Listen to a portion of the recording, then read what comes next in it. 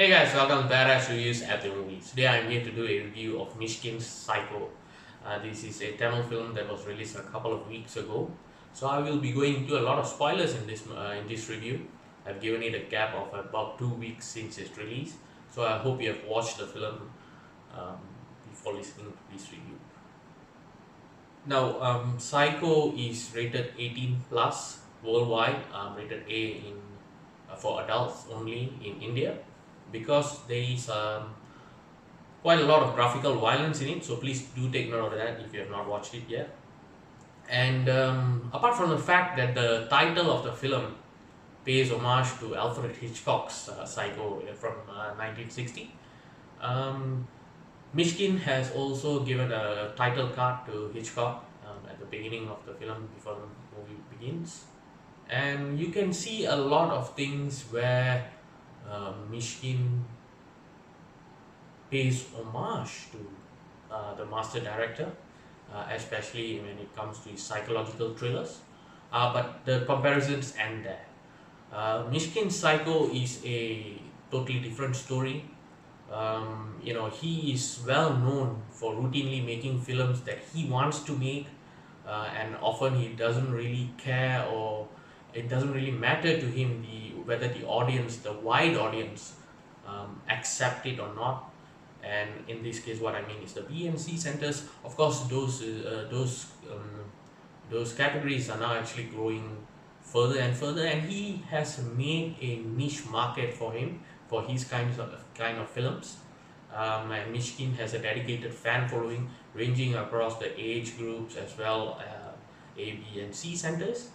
And I think that Psycho is no different. It touches on a rather sensitive or maybe even taboo subject, especially in India and even in the East, generally speaking.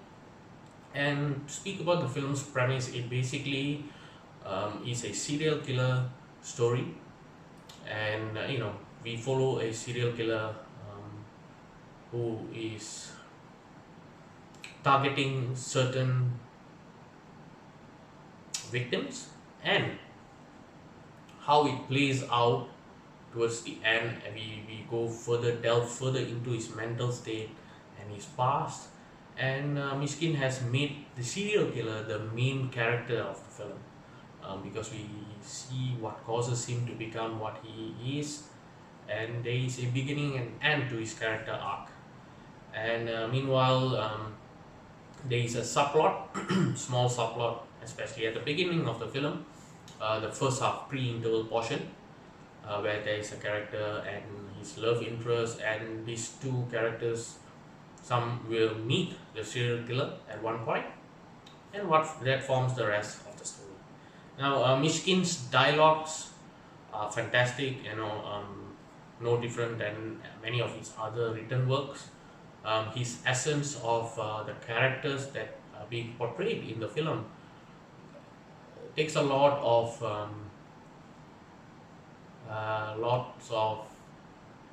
I would say, basis from Buddhist philosophy and Buddhist teachings. And I think that apart from the fact that they are also named after Gautama Buddha and Angulimala, they are all from Buddhist scripture. And apart from Mysskin's dialogues, there are two other things that really, I would say, form the backbone of the film. And that is none other than Tanvir Neil's cinematography. Now, Tanvir has really done a great job in this film. He's able to frame a lot of the scenes better than I think what was actually written on paper, which I think is a great job on Tanvir's part. And especially that God's eye shot at the beginning of the film, that was absolutely brilliant shot structure.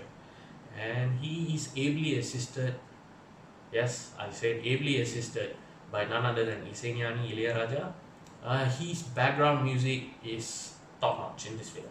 It fits all aspects of what the film is trying to portray, and it heightens at certain points, and it goes into silence at certain points, and his instrumentalization is on par with a lot of major composers, and you can see it in a horror genre how it works, a psychological thriller how it works. Now, on the acting side of this film, Udayanidhi Stalin is effective, but I can't help but feel that a much better actor, maybe someone like Ashok Selvan, could have given a better performance, I think. uh, Rajkumar Pichumani, who is actually Mysskin's one of his ADs, his assistant directors, he plays Anguli Mala or Anguli in this film, and Aditi Rao Haidari is Dagini, sorry, and both of them, these I would say are the acting acting spines of this film. Dagny steals the show because her serene face adds a calmness to a rather dark world that Anguli lives in, and I think that their relationship builds towards the end, as well as I would say the climax portion of the film. It builds really well. It's believable. Of course, there's a bit of Stockholm syndrome kind of thing happening, but it is believable, and I feel that it was very organic. Apart from the two of them, Nitya Menon, who plays a character called Kamala, as well as director Ram, who plays one of the police inspectors in charge of the investigation, they I would say were adequate for their roles. And it has been quite a long time since we had a really good Tamil psychological thriller, and I think Mysskin has done a pretty good job here. There is a small twist at the end, because I think what happens, like I said, spoilers. Dagini forgives Anguli, in fact, saying that if he had a better mother or better female figure in his life, maybe he could have turned out differently.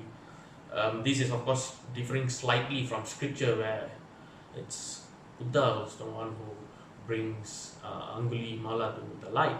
Here it's Dagini's character who does that.